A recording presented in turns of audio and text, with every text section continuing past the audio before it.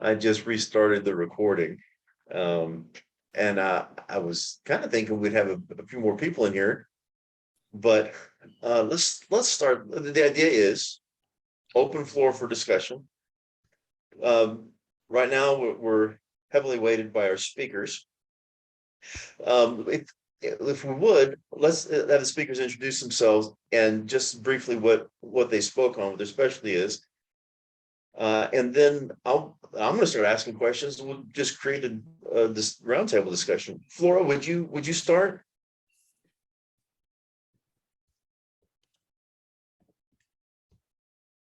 One second. Yep, there you go. I'm muted. Okay.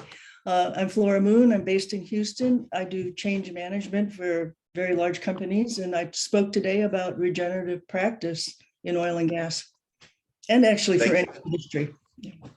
Yeah, I just want to know if anybody threw tomatoes. No, but I heard some raspberries. I'm just kidding. No, it's yeah, I mean you're right. I put you on the program because I love what you have to say, and but it's a stretch, right? It's both a challenge, a confirmation that greenwashing is worthless, but it's a challenge to get past it.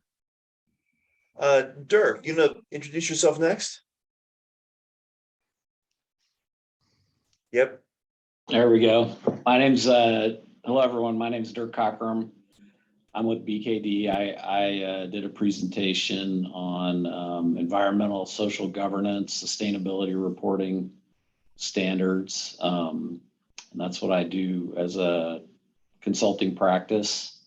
I'm new to BKD. I started here in August of last year. I was 20 years at Kinder Morgan in the midstream energy and CO2 EOR space. Yeah, excellent. And how many years have you been working in the ESG accounting issue space? Well, really my whole career, but you know, it's only been called ESG over the last less than a decade. Yeah. Well, and then it's good points both. Andrew, you introduce yourself. Yeah, hello from Denver. I'm Andrew, working for SPL. I manage our ESG and territory operations and strategies here for our Rockies unit, which is basically everything north of Colorado. I gave my talk on responsibly sourced gas, which is funny because, you know, I think I recorded the talk on 2 days before Russia went into Ukraine. And in the 8 or 9 days since, the conversation around energy and clean energy and natural gas exports to Europe is, you know, kind of hit a fever pitch. And the concepts, right, around clean, you know, low carbon LNG cargoes is something that's kind of gotten a lot of play here in the last few days, and how Europe is going to navigate their carbon credit framework and get, you know, if they're not going to take, you know, how can we get more of that clean LNG to Europe? And anyway, there were a number of points that I've heard in the last few days, and I'm like, damn, I wish I could have put that in my talk, but such is the nature of. Well, let's come back to that. Make a little list, Andrew, and I'm going to ask you in a bit to provide the appendix to your talk. Sure. All right. So my name is Dwayne Purvis. I'm the host. I gave the introduction, and I said the oil and gas should not think of itself as villain, victim, or hero. That is not a constructive construct. But those are the four of us, and I appreciate the rest of you guys being here. If you have a question, unmute yourself or type it in the chat. And if somebody's got a question to get started, then bring it. And if I don't see one in a second, I'll ask one. I got a question.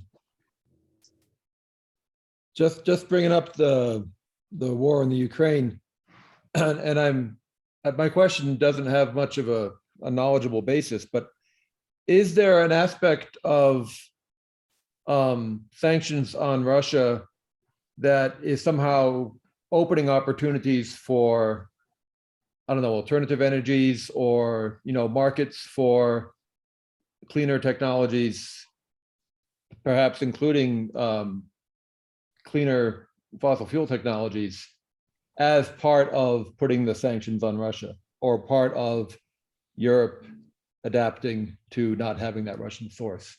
What kind of opportunities are there? So Andrew, you want to take that one? yeah, so one of the things that I've talked to a few folks about is what the European, so everyone's conflicted, right? Because if you ban oil and gas imports from Russia, what do? How do you fill that gap, right? I mean, we've had the conversation locally, and in the United States, it's only about 10% of total imports, and so it's a sizable chunk, but something that we could look alternatively to fill. When you look at Europe, it's a much larger fraction, and I think the question here is, what is Europe going to do with their carbon credit framework? Do they basically suspend that and say, if they do move to ban imports, do they move to say, do they relax their rules around the carbon credits, right? And allow, possibly imports from other countries that are doing it in a less sustainable way? That's something that's kind of like a question that I've heard tossed around, is that they're kind of trying to anticipate what happens if they do go that route. It sounds like the United States is certainly considering it, but it's far more complex of a topic for Europe. And that's the thing, is, okay, if we can't bring it in from Russia, where can we bring it in from? And do we still have to pay all the carbon taxes on that? I think that'll be a real interesting piece, because, they could fire up coal plants back up. I mean, there's that as an option in Europe. They've been decommissioning a lot of nuclear power plants, so those aren't really a readily available, flick the switch and turn that back on. So it's a real interesting conundrum, I think, the Europeans find themselves in, and one that obviously here in the United States we should be watching and taking some very valuable lessons away from. So you're saying that the coal plants can be reactivated faster than the nuclear ones? If they're still, they're not in the middle of being decommissioned and torn apart or converted over to natural gas, yeah, I think they bring them on faster than, at least from what I've read. Now, a lot of the nuclear power plants have been taken offline, and fuel cells are gone, and it would be a more complex issue to bring those back on. Yeah, no, I think that's really interesting. My wife's German, and we're both very green, but in view of climate change, I'm very reluctantly seeing that nuclear power could be not as bad as, the extinction. And I'm wondering, what's the view? Have you heard the view in Europe of nuclear power? I mean, Germany was sort of leading the denuclearization. Well, yeah, and then France has kind of led the opposite way, right? I mean, France is very much a nuclear grid, and in fact, for the longest time they were a net exporter of electricity in France, right? So, yeah, it's two completely different trajectories that the countries over there have taken. And I mean, personally, when you look at, I guess you could sit here and have a debate about whether renewables can provide the baseload power that we need, but I don't really think, I've not been convinced that's the case. And at least personally, I believe, like you, that nuclear power is probably one of the best chances for us to decarbonize our energy sources quickly and effectively. Right, and that's a whole other discussion. Dwayne wants to jump in. It's two things. First of all, the nuclear, and then we'll come back to your first question. The oil and gas industry actually has a role to play, I believe, in the nuclear industry. There's only one storage facility in the world being built for permanent long-term storage. of nuclear waste, nowhere else on the planet. And there are 450 or so nuclear reactors on the planet. There's no other place where they have succeeded in approving, much less constructing, a permanent storage. Wow. The most viable permanent storage for high level nuclear waste is called deep borehole storage. The fuel rods used, at least in the Gen 3 reactors in the US, will fit inside an oil and gas wellbore. You can drop it down a well in the Delaware Basin. A little bit more complicated than that, clearly.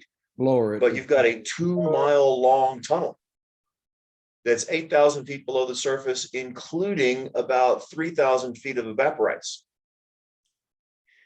And this idea of deep borehole storage is probably the best solution for high level nuclear waste. And that, it doesn't take all that many wellbores, but that's us. Mhm.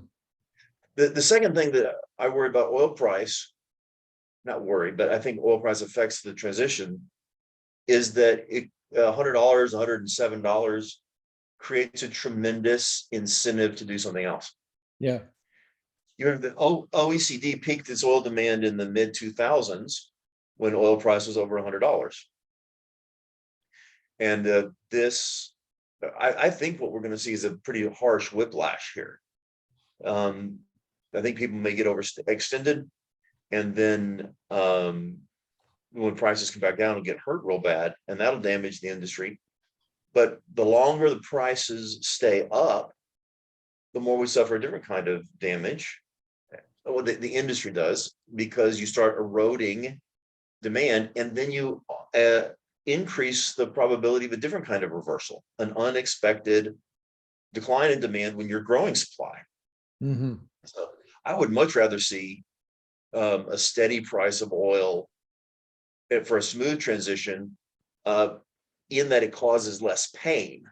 It may be more effective to cause the transition by spiking and crashing.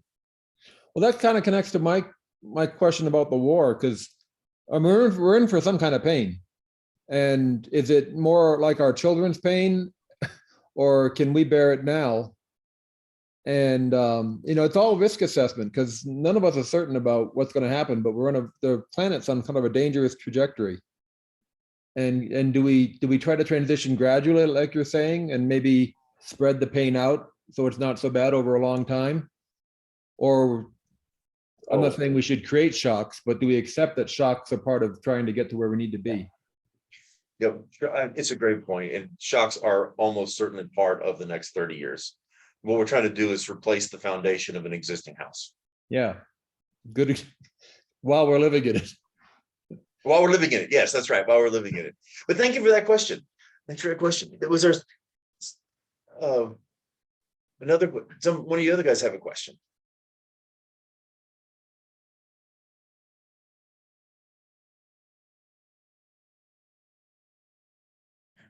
Okay.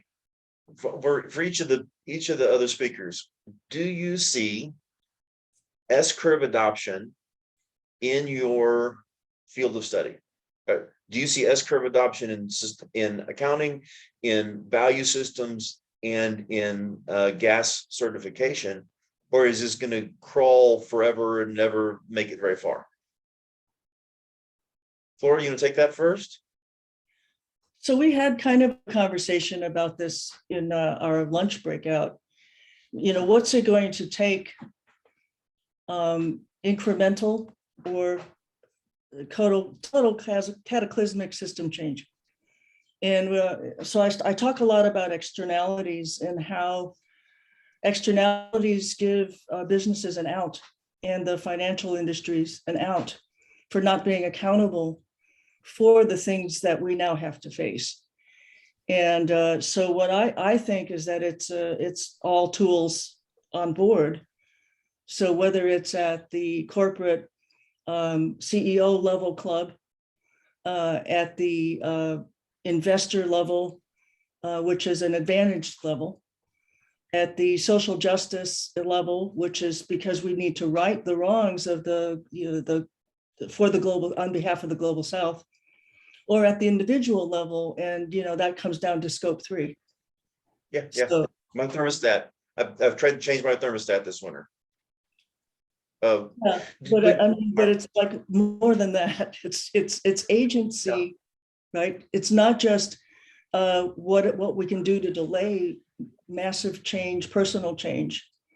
It's really what can we do now so that our children and grandchildren actually have a viable planet to live on. So what we need is an S curve, accelerated adoption and full penetration. Cataclysmic event would probably help that. Is there anything else? What else can we do to accelerate leaning into that curve? And I'll come back to Andrew and Dirk, ask you guys the same questions. Oh, you're asking me? Follow up. We Okay. need that S curve, but what can we do to make it happen apart from causing the ice sheet to crack off? Well, I think that the S curve momentum is actually building. So you look at Greta Thunberg and the millennials and younger. They really know that this is their future. And as they sort of accede to power and positions of money, you're going to see them start, I think, accelerating because they know we have to. And, some old people like me, and I'm saying, yeah, I bring it because I'm going to help you as much as I possibly can. But you need to get high enough on that curve in order to accelerate it. And I still think we're still on the slope, the bottom part. Yeah, thank you. Andrew, what do you think? Is responsibly sourced gas going to accelerate and penetrate, or is it going to plateau low? Yeah, I think that, responsibly sourced gas, carbon offsets, voluntary carbon markets, that whole area is in that early inflection point with early adopters. And I think one of the major things holding it back right now is the lack of data standards, and people are really, there's a lot of data when it comes to ESG, right? We're being asked to measure and certify and prove emissions inventories, carbon offsets, responsibly certified gas cargoes, right? And what I find a lot is there's kind of this like, okay, I want to do it, but I'm not quite sure how. I was watching a webinar on Monday that was talking about it showed 20 different basically low carbon trades that were made in the last 18 months. And I said, how much back office work went into certifying that? Like, how did they do it?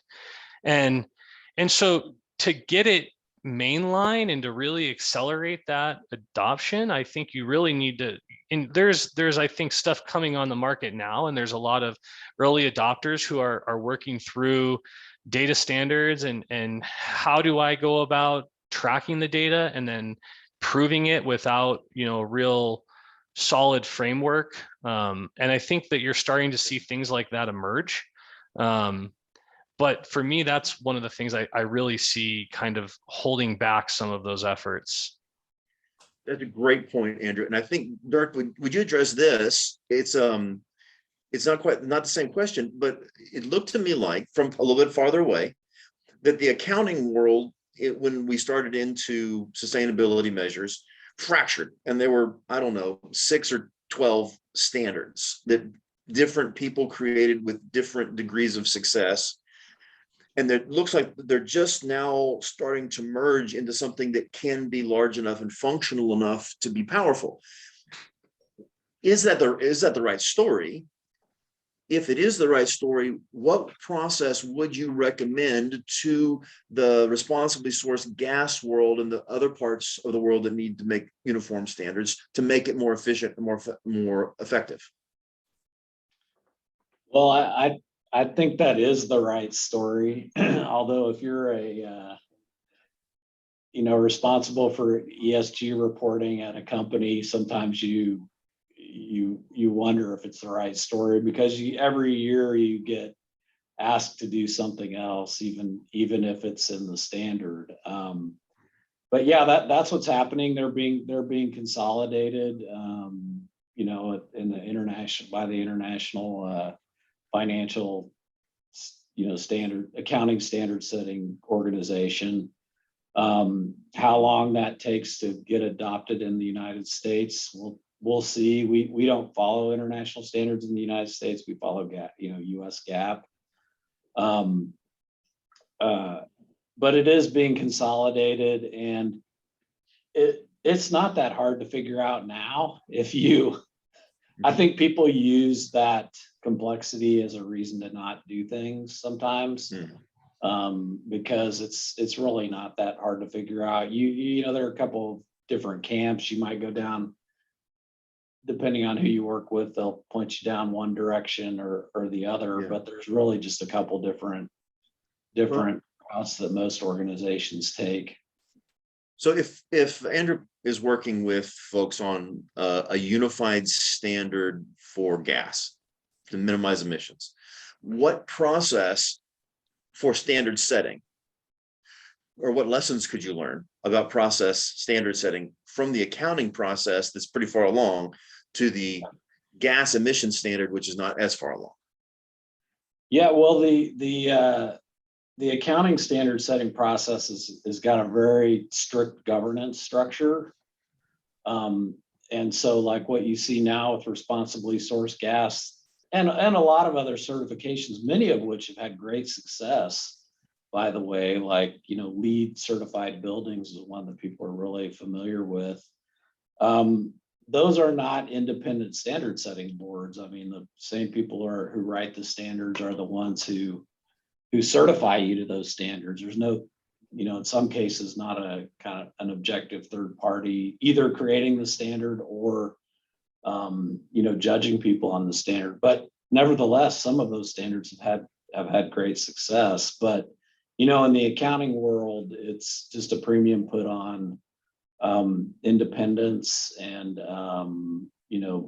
having the user of the information being the one who sets the standard as opposed to the producer of the information.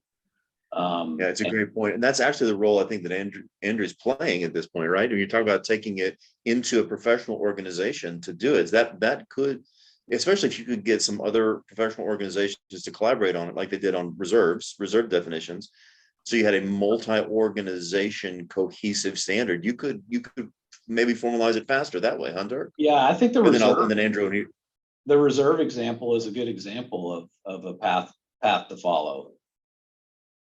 And just to speak to the level of excitement, I don't think GPAs had, as much interest in a work group or an initiative that they've taken on probably in the last 5 or 10 years. Everyone wants a part of this. And, we're going to try to engage, like, to your point, Dwayne, AGA, American Gas Association, right? And some of these additional bodies, because that really was, as an industry, we've kind of sat back for so long. And then these third outside bodies come in and they want to kind of tell the industry how to do it. And I think there was this rallying cry to say, hey, we can do this.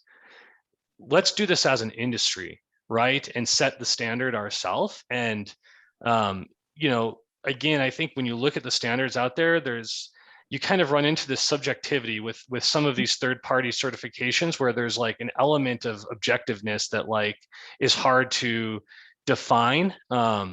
And without going into too many specifics, what we want to do is be quantitative and actually, because these companies are facing, there's OGMP 2.0, right, which is an international standard for methane intensity. You've got the EPA breathing down your neck. You've got EDF. You've got all these different organizations that are pressing these standards upon operators. And at the end of the day, we want to be able to have a framework in place that kind of sets the standard to help guide these companies and create these certification programs and technologies that are easily adopted and transparent, and they create that framework for additional adoption down the road. And so we'll be engaging a number of organizations. Let me just say Godspeed, and if I had anything to contribute, I would offer it.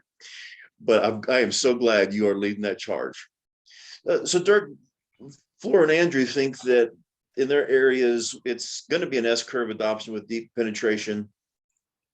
but it's not very far along. How about in accounting world? How far up this S curve are we? Or are we not going to make it all the way up?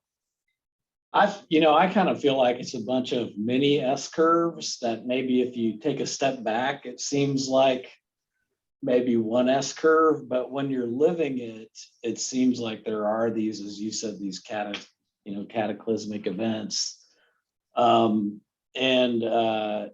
We've had opportunities for them before and they haven't come to fruition. I mean, you date yourself, but there was a greenhouse gas bill when the Democrats had the House and the Senate at a greater percentage than they have now in the first 2 years of the Obama administration, they couldn't get it done there.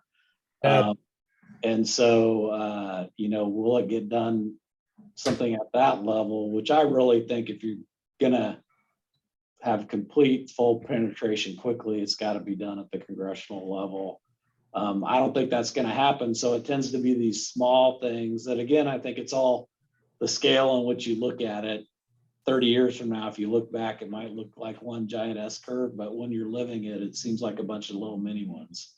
It looks to me from the outside like accounting standards are actually farther along than some of these other things.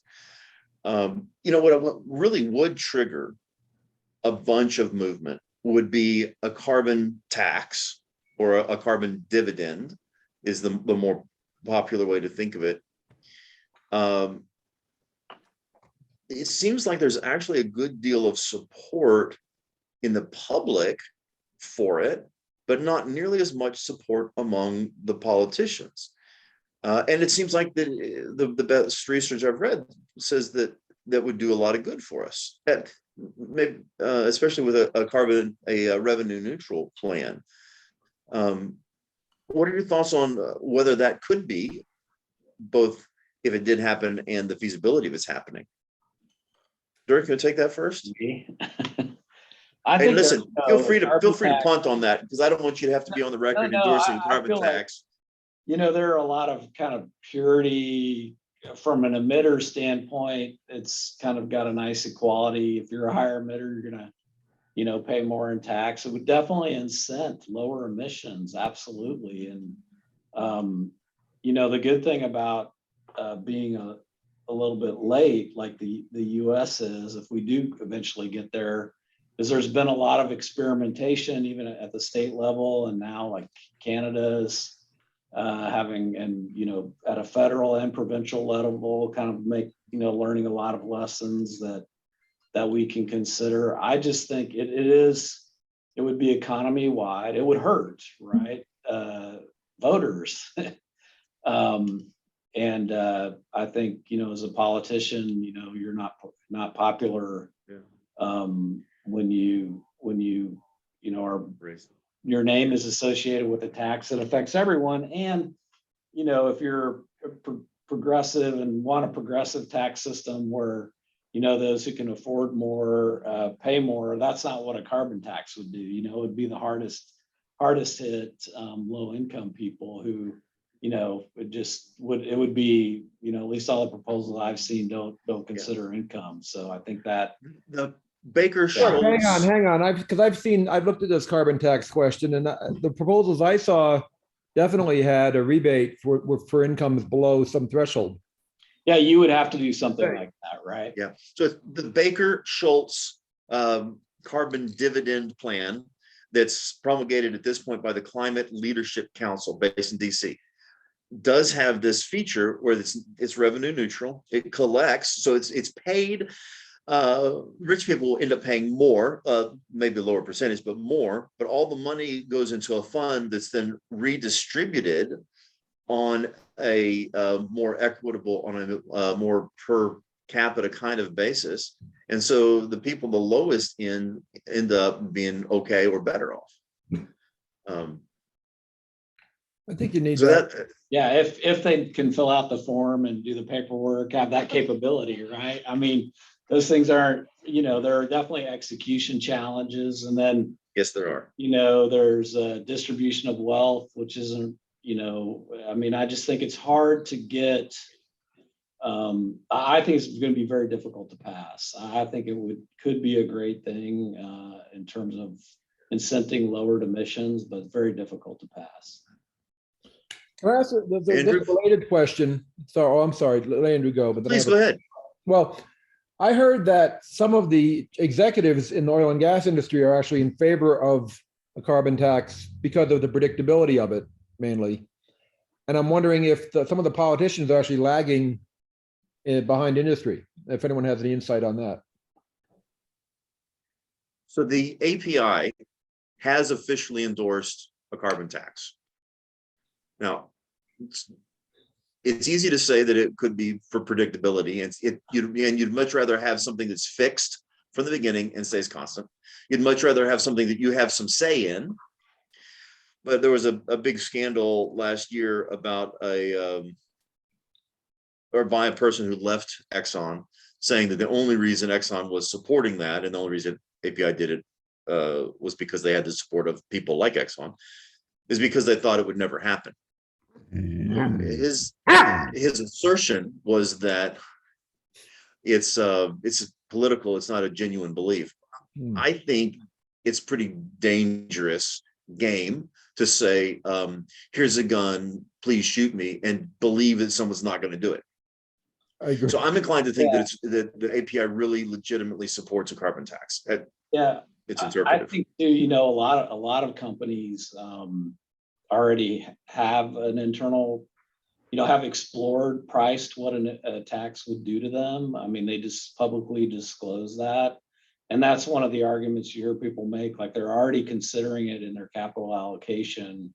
It's not that heavy a lift for them if it were to be implemented. And, I mean, even another viewpoint that I often think is, to go net zero for example, is a combination of reducing emissions usually and buying offsets, and all the challenges that come with offsets. But you can do that today. There's enough offsets in the marketplace for, all the largest integrators to be net zero today. I don't, if they didn't want to wait till 2030 or 2050, those are available in the marketplace today. So, if you wanted to tax yourself, I guess you would put yourself at a disadvantage. It would be money just out the door, but it can be done today.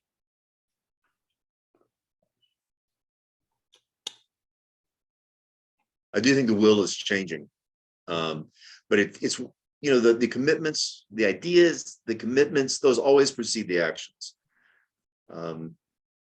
Andrew, Flora, any thoughts on those discussions? So from a change management perspective, nobody wants to say yes to tax. So part of it is semantics, right? So whether they call it, an incentive or a tax, or, they have to be really careful with the language and then how it's sold.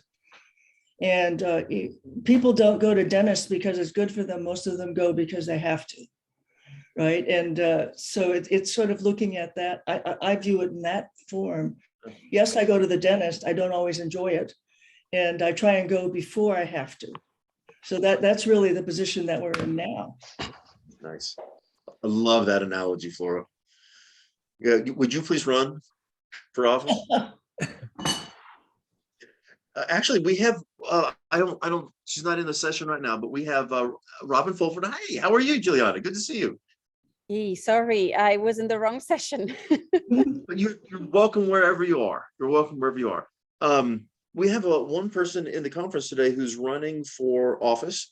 Her name's Fulford. I forgot her last name, but we'll have to follow up on her. And Sarah Stogner couldn't make it, but Sarah was going to come until she was just exhausted. But in case Juliana, do you know who Sarah Stogner is? I actually don't. Okay, so indulge me, it's a little bit of a detour. Of course, no Democrat has won statewide office in about 22 years in the state.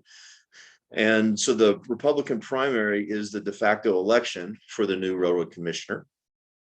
The incumbent is a career politician who's taken an indulgent approach towards the industry, and was opposed by 4 people within the industry, 4 industry veterans trying to displace him, and one of them, and they were able collectively to force him into a runoff.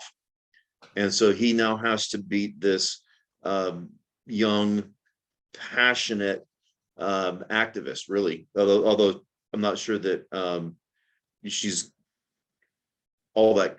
I'm not sure that my friends from Massachusetts would agree she's an activist, but she's really adamant about protecting groundwater and such as that. And her name's Sarah Stogner. So it's a complete detour, but we were talking about what is it going to take to get us up this curve? How far up the curve are we, and what's it going to take? So I appreciate what you guys are doing at Greentown Labs. You're working on the pull side of the equation, and you're having some success, I gather. You're muted. We do. I mean, we there's 2 things that we're trying to do. First of all, build this community of stakeholders that are interested in, solving climate change, and also having this convener place so that everybody can meet. But, COVID has taught us that, no place is required to get a community, although it's helpful for some of the startups that are doing all kinds of hardware and in our building. And one of the things we've learned is that, as compared to Boston, where our Greentown Labs location is headquartered, in Houston, we were having a lot of very different stakeholders that join us for very different reasons. And the path to Greentown, the path to commercialization, is not as straightforward as it is in Boston. So, I think we are a little bit more intentional about the way we recruit startups, and we recruit talent, and we recruit all kinds of entrepreneurs. And then, we want to start from very early ages. So we're putting together different programs to try to get to high schools, even middle schools, and then get to universities. We are grassroots initiatives ourselves. We actually were formed by 4 entrepreneurs in Boston who outgrew the MIT lab. And a lot of entrepreneurs from MIT and from other Boston universities have joined Greentown Labs because of that path, that was carved out with different milestones that have been very clear. These 4 entrepreneurs came from the new energy ventures course. Then they went through all like the same business plan competition. Then they went to a mini acceleration program in the university. And then finally they got to Greentown. And that's those paths, we are not created. I mean, Greentown Labs has been 11 years in Boston, right? So, and only 1 year in Houston. And we've been trying to learn a lot from Greentown Boston, but in some cases, there's a lot of differences. Those paths have not been created. And also on the other side, we also have a full oil and gas workforce that is willing to transition to, Energy 2.0. And a lot of them are lost, and they need signposting, and they need to figure out what the next steps are to be able to transition. And one of the roles that we've taken here and that we didn't need to take in Boston is this role of, signposter a little bit, but also of demystifier, because a lot of people think that there's a magic wand where, suddenly you go to a certain university or you get into a certain course and that's it. You're going to get certified as a, energy transitioner or an ESG, expert or whatever it is that you want to become. And that's not the way, more than 60 or 50% of the solutions that are going to help us get to net zero have not even been invented yet. So, that we need to have a very open mind, a very learning attitude, all the time trying to get exposed to new technologies and also teach other people in your team new technologies. And those are the main criteria that many companies out there are using to hire the next talent, the Energy 2.0 talent. It's not about what you know, it's about how you can learn and teach. Yeah. And, you do have in Houston a fantastic workforce, a technical, creative, hardworking workforce in the oil industry. I was under the impression that the Greater Houston Partnership and U of H, which you're talking about in another session, and some of these other institutions were opening doors and making progress. Is that, to what extent is that happening in Houston? They are. I mean, U of H has put together these amazing certificates, you know, in energy transition, in energy systems and decarbonization. And I heard that they are amazing, very impressive. And that, you know, a lot of people have used that to transition in their careers. The same thing with the Houston Community College, you know, they put together a solar technician program, and now they want to do the same thing with the wind technician program. And those are key in terms of training the workforce into Energy 2.0. GHP has a program that is called Upskill. That has been very interesting. They have their platform, virtual platform, and they're also helping workers to upskill and get to energy transition. And I know that they first started with the upskill platform in terms of medical technologies. And the second phase for them was going to be anything that has to relate to Energy 2.0.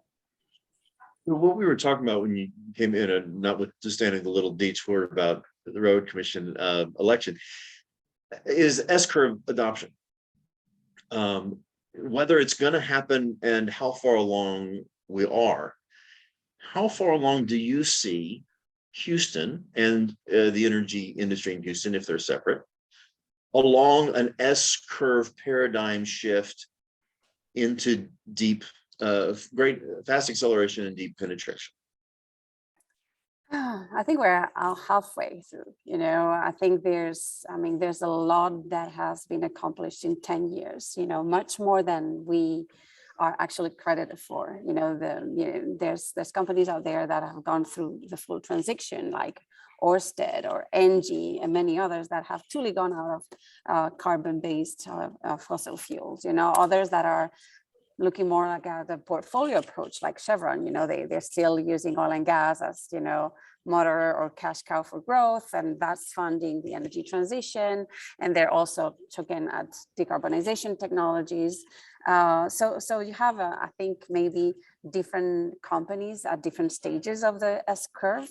But I really think that, you know, as I mentioned, that the 10 years have been instrumental, but these next 10 years are going to be critical. And a lot of the technologies haven't been, you know, even discovered yet. And I think it's also a system problem that I think Houston is so, you know, I think Houston is one of the best cities where this could happen, because, you know, oil and gas knows about energy systems, and this is a systemic problem. We need to put full energy systems in place, like the hydrogen one, right? And that's why, you know, at Greentown Labs, normally we would do accelerators that would be tech oriented. Normally they are corporate led, so the acceleration programs that we have, because we are an incubator at the base. But the acceleration programs that we would have would be like, okay, Vineyard Wind has a challenge, and, you know, they need to look for technologies to detect marine life for their offshore wind. And, you know, we would look for these companies with them, but it would be very technical innovation focused. The next acceleration program that we're launching on April 5th is the low carbon hydrogen acceleration program. And it's the first acceleration program that not only comes with a corporate sponsor like Shell, but also we want not only to focus on the technology, but also the infrastructure. And for that, we also have the City of Houston and EPRI as part of the, you know, four kind of sponsors or partners doing this, because we believe that without the infrastructure part, nothing is going to work. And we really believe that Houston is the place where we can have a hydrogen hub, but, you know, we need to put all of our minds together to think about a systemic approach to make it happen. So, very exciting. I'm glad you're doing that. That's going to be huge. And I'm going to ask one more question here, and then if there's anybody else who has a question that wants to pop in, please do. What are we not doing? So we've got people like Juliana working on the tech, and we've got the accounting world, and we've got the producers world, and we've got the corporate management world. what part of the whole pattern, the whole system of change is lagging most? Flora, what do you think?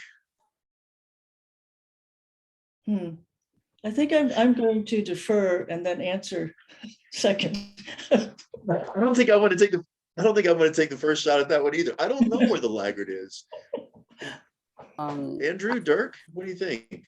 Or Juliana, go ahead. You had an idea on that? Yeah, I think capital is key. Okay. And the funny thing is that Houston has a lot of capital, but you know, we need to divert or direct this capital to earlier stage. And some of the companies are already doing it, like some corporate venture arms are going much earlier stage. Even some private equity firms are looking now at venture and have created like venture arms to their PE firms and all that, but are still lagging. And not only capital, but access to innovation in the financing space. You know, I think there's a lot of other ways to finance climate tech other than VC, you know. And one of the key things that we see in Houston is pilots, right? Many of our companies to pilot their technologies. And for that, they need partners. They need to, you know, test the technologies at different sites, industrial sites, you know, buildings, whatever. And that pilot is kind of the chicken and egg, you know, because without the pilots, in many cases, you don't get funds, right? And how do you finance those pilots has become kind of interesting, because of course, many people at the beginning, we used to finance with venture capital, but we believe that there's other ways. You know, some of the corporations now are willing to pay for those pilots to get you know, all kinds of technologies commercialized at a faster pace. But also, you know, we're putting together debt instruments, you know, and one of the things we got is an MOU going with Los Angeles Clean Tech Incubator to get this debt fund to be able to, you know, fund pilots. And we really believe Funds that for an incubator, debt funds for a pilot. Yes. Radical. Yes. What's We need to be radical, you know, we need to start figuring out how to fund innovation without having to go through the same old system, you know, and there's innovation there also about how funds are funded with all kinds of money from foundations and all kinds of philanthropy. So yes, we need to innovate in the way we fund companies. And actually Raise Green is one example at Greentown Labs. You know, it's a platform for fundraising and fundraising in any kind of green project. And you know, crowdfunding is also there. And I know that a few of our companies have gone through Republic and some other crowdfunding platforms to get where they needed to be. So Thank my you. answer, Dwayne, might not be as insightful as Juliana's, but I think it's important. I would say education and attitude is still a massive hurdle that having this conversation with many people within the industry would result in an eye roll, right? And there, you know, I mean, there's still a large faction once you get out of these, you know, the Houston and the Denvers, where there's like a very progressive energy demographic, and you get outside of those hubs, there is still a lot of resistance and disbelief and anti-climate, anti-ESG, whatever, right? Faction of the industry that I think continues to slow some of the progress on adopting, and believing in what we're trying to do. And, it's hard. And I think in a day and an age where, we can choose the reality in which we live in on LinkedIn and Facebook and Twitter and everywhere, I purposely make sure I leave people whose opinions that I don't agree with visible to my viewing, because there's certain people that have a very large voice. And someone just two or 3 months ago, there's a certain someone on LinkedIn who said ESG is immoral. And I'm just like, it was just like, get immoral, wrongly moral. Yes, it is immoral. It is not, it is, I wanted to just punch this guy. And, Wow. but that faction is a huge hurdle. It is. And that's actually part of the reason I wanted to host this conference. I wanted to start changing the conversation that this is not a threat, this is an opportunity. No. And it aligns with the value systems we espouse of taking care of people. Right. I mean, it's not just people in the industry who live in Wichita Falls and Abilene and Midland. It's everybody else who lives in Fort Worth and Wichita Falls and Abilene and Midland. I don't know how to penetrate that. And that's a great point. If we get more, that is a real laggard in global changes, getting opinions changed. I've spent a lot of my last 2 years in North Dakota, and actually, so Wyoming has a very unique oil and gas mentality, along with coal, but North Dakota has actually really surprised me with their progressiveness in adopting CCS projects, integrating Bitcoin, flare gas, data centers. It's actually, the state of North Dakota has taken a really interesting approach from the government level at a kind of an all-inclusive approach to energy. And it's really interesting to see how these new opportunities the state has attracted is starting to change the mentality of the locals in Williston and Watford and the hub up there, towards some of this. But yeah, there is still so much resistance. Yeah. And the question I ask a lot of people all the time is, as an industry, how do we take back the narrative? Because to your point, Dwayne, this is not, we can have our cake and eat it too. Like, this is not a kill shot. This is actually an inflection point for the industry and an opportunity. Yeah. Yeah. So great. Flora, gonna take that next? yeah, so actually it's having people identify themselves in the story, right? So we have a lot of narrators who are not telling a story that people identify with, and particularly in oil and gas. We talk amongst ourselves about what we can and can't do, whether we're heroes or villains or whatever, but we're forgetting that we need the buy-in and the understanding of everyone else out there who's not in the industry. And I think that's where we forget that we have to meet people where they are. And people who know me, this is one of my constant refrains. It doesn't matter how smart you are or how rich you are. If you don't meet people where they are, they don't really care to engage with you. And the public discourse is not engaging most people. It's engaging a very small, thin segment of society. How do we engage broader? So I'm doing it one person at a time or one group at a time, because if you don't do it on a personal level, it's easy to just dismiss. And even doing it through social media is suspect because there's no trust. So that's one of the reasons why I disengaged from what I was doing and re-engaging on a personal, small group at a time level, so that I get fed, so that I can continue, and that I can work with people who get agency to decide they can actually do something. Well done. Well done. I agree with you. And I think,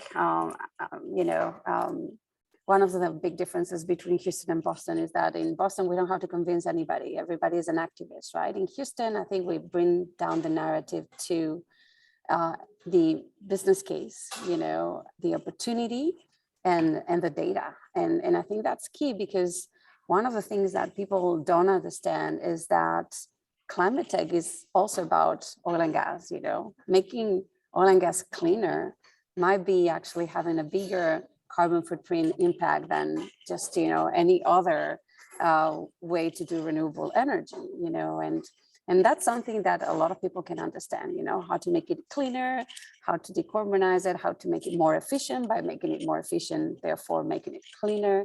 So it's what I like about climate tech is that the solutions are all of the above, and there's plenty of ways to have climate impact. And it's not only from the demand, from the supply side of the equation. It's actually the lowest hanging fruits are from the demand side. And I don't think we're doing enough in energy efficiency and bringing data to the people to empower them to take the right decisions. Because I think if everybody was empowered with the right data on what the carbon footprint is, or not even the carbon footprint, the costs to consume energy at certain hours, or because they're doing this certain process instead of this other process, you know. If we were getting that data at our fingertips, we would be able to take the smartest decisions that would lead to less carbon footprint.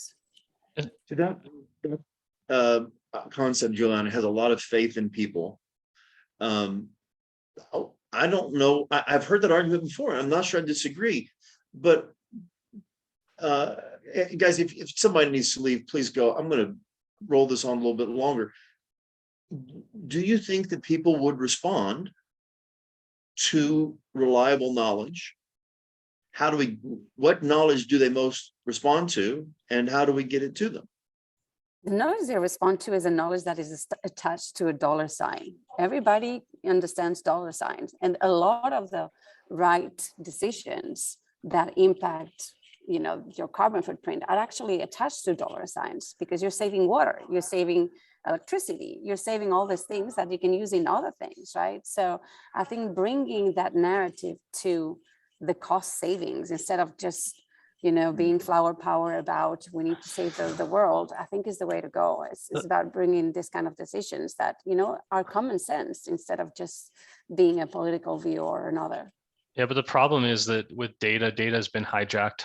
Science has been hijacked. You know, in the pandemic, I mean, what does follow the science even mean these days anymore? Right? I mean, people have a deep distrust in the information that they're being given. And again, creating that just single-minded perspective that you know fits with their ideology, and it's a bummer. But when I talk about data is in general connected to IoT, right? So things that you can do and act on, you know, for example, if you get IoT to have a smart home, and it doesn't have to be that you have millions of dollars to create a smart home. Now, a lot of things come with this kind of meters that help you track even how hot your boiler is and things like that, and cost like $3 or something. And, you know, those decisions are, you know, equivalent to money that is saved by you because you're making smarter decisions about electricity consumption or energy consumption. And that, you know, is devoid of bias. You know, it is what it is. If you change the parameters, you're going to get more savings, you're going to get more money in the bank. And, you know, I think bringing those decisions about consumption to the lower levels of consumption instead of, you know, to the end consumer level, I think it's going to be key to democratize that. And I think in, you know, like future world, I would like to see everybody's house to be not only doing the right thing in terms of energy efficient, but also becoming a source of power, you know, because you would get connected to a grid where, you know, you could also become a producer if you chose so. And that would be a way to generate money for you, depending on how smartly you use your house as a producer. That's a beautiful vision. And I think that it's feasible, notwithstanding the fact that we are, as I said earlier, trying to replace the foundation of the house while we live in it. So if there are no other questions from the floor, Flora, I'm going to give it back to you. And since you punted on the question.